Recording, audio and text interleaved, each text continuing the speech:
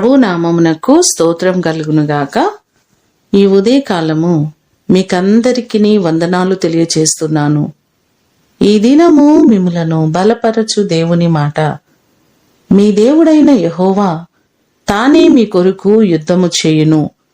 యెహోషువ గ్రంథము 23వ అధ్యాయము 10వ వచనం.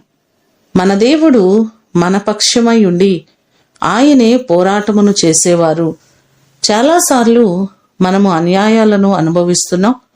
విరోధులు శత్రువులుగా మారి మనలను ఎంతో ఇబ్బందికి గురి చేస్తూ ఉంటారు. యెహోవా నాతో వ్యాజ్యమాడు వారితో వ్యాజ్యమాడము, నాతో పోరాడు వారితో పోరాడుమని దావీదు భక్తుడు దేవుని సహాయాన్ని కోరుకున్నాడు.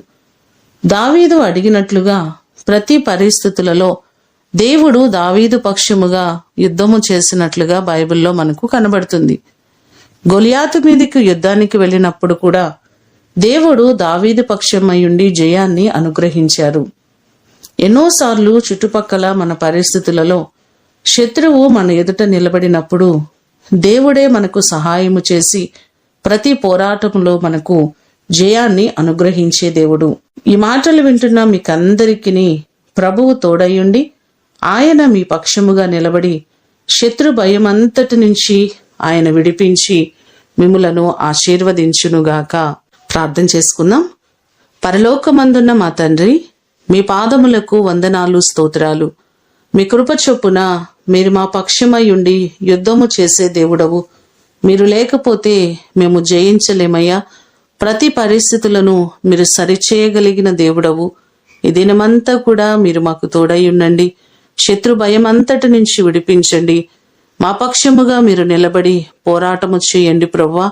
మేము పోరాడలేము, మేము జయించలేము.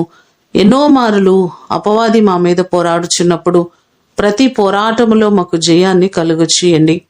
ఈ దినమంతా కూడా మీ సన్నిధి మాకు తోడుగా ఉంచండి.